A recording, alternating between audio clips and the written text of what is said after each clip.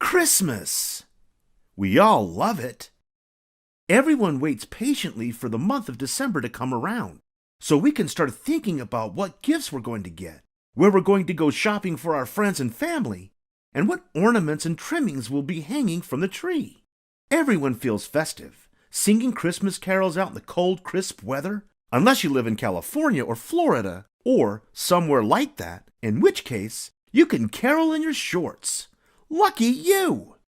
The Christmas season also serves up all kinds of tasty snacks and treats, and provides lots of parties to go to. Then there are the Christmas lights and all the cool decorations. And maybe, most importantly, there's Christmas vacation. No school for a week.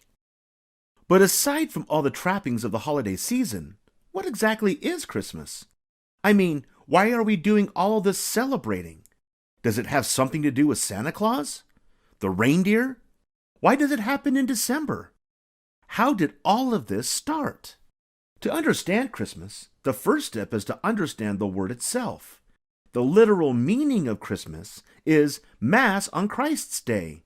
Mass referring to people gathering together, as in a mass of people, and Christ's Day referring to the day that Jesus was born.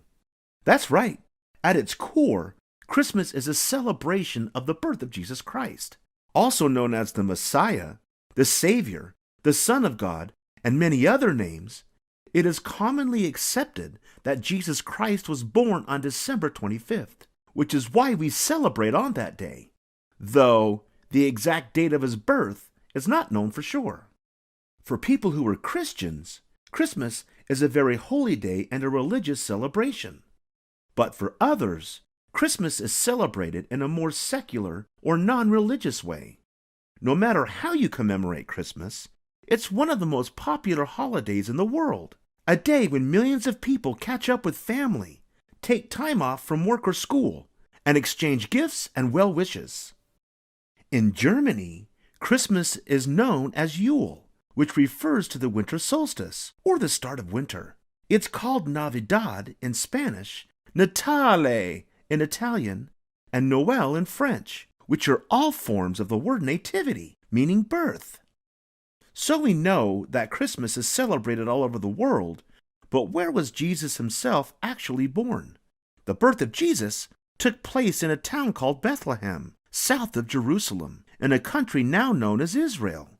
In the nativity scene that we're all familiar with, Jesus is depicted as a small baby in a barn or cave or stable, sometimes lying in a manger, which is a trough from which cows or horses feed.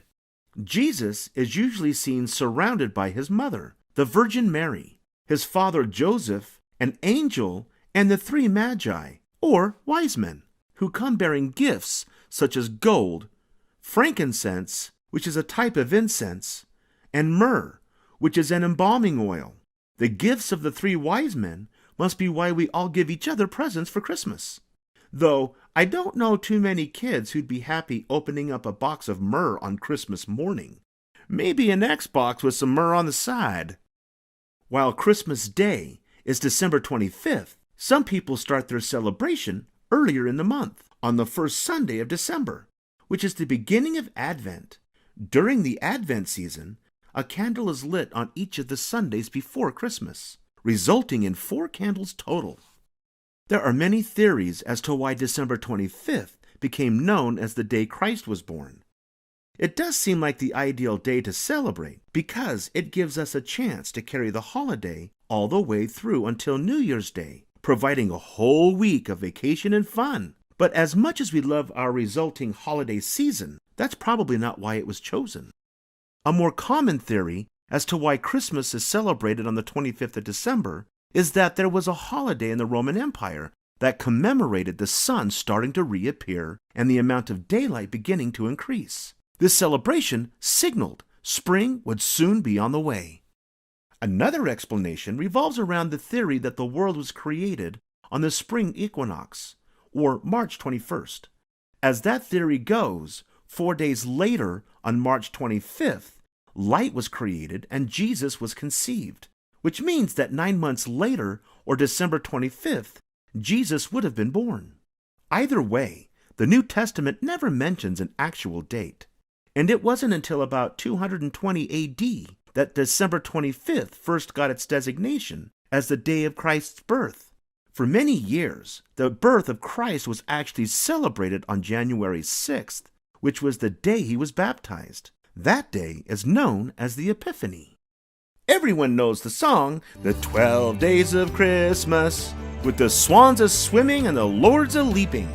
Well, what that song refers to are the 12 days after Christmas that end on January 6th, the day of the Epiphany. So, when you celebrate the 12 days of Christmas, you're celebrating December 25th through January 6th.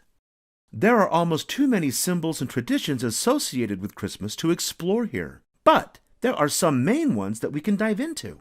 Some of these traditions are religious in nature, and some more secular. Of course, you'd have no Christmas without Jesus himself. Without his birth, there'd be no birthday to celebrate. His birth is so widely celebrated because in the Christian religion, he's considered the Son of God, born as a human being to save God's children. But you've also got Frosty the Snowman and Santa Claus, or Saint Nick. There's mistletoe and Christmas trees and wreaths hung on the front door. You've got ornaments, the nativity scene, Christmas caroling, gifts on Christmas morning, delicious eggnog, and twinkling Christmas lights. Of course, you can't talk about Christmas without mentioning Santa Claus. So how did he become associated with Christmas? Well, Santa is based on a guy named St. Nicholas, who lived in Turkey in the 4th century. He was a kind man who gave out gifts to the poor and people who needed help. And he was known for wearing red and white robes. At some point in history, pious and generous St. Nicholas transformed into jolly old St. Nick, or Santa Claus. Then you've got Rudolph the Red-Nosed Reindeer. Rudolph can be traced back to a poor advertising writer who was hired in 1939 by a store called Montgomery Ward to write a cheery Christmas poem to hand out to customers. The resulting poem was the song we all know and love today, a classic. While the precise origin of the Christmas tree is unknown, the ritual of bringing one into our house to celebrate the holiday can be traced back to the 16th century Germany. The evergreen was chosen because it stays green, which represents the everlasting nature of Christ himself. The first Christmas tree lights were actually candles, which were hung on the tree. Talk about a fire hazard! In Germany, the Christmas tree is known as a Tannenbaum. Other traditions on Christmas include the Midnight Mass, in which Christians mark the start of the holiday at midnight by going to church to pray, watch a procession, light candles, and more. Then you've got the tradition of mistletoe, which actually came before Christianity. The Romans used the plant as a symbol of peace, love, and understanding. They even started the tradition of hanging it inside the house. Later on, Christians incorporated it into their holiday by encouraging people to kiss underneath a sprig of the plant. And Frosty? He dates back to a 1950s song recorded by a famous singer named Gene Autry. Frosty is an all-American creation, but in the 70 years since his creation, his spirit of wintertime cheer has spread over the world and remains a staple of the holiday today. He's the only Christmas tradition we can think of with a corncob pipe and a button nose. There are so many traditions and celebrations that go along with the Christmas season that we can't cover them all here. Maybe you have something that you do with your family or friends that will become the next big Christmas tradition, like the Christmas tree or mistletoe. Either way, Christmas is a great time of year where everyone around the world can come together and celebrate the spirit of the season.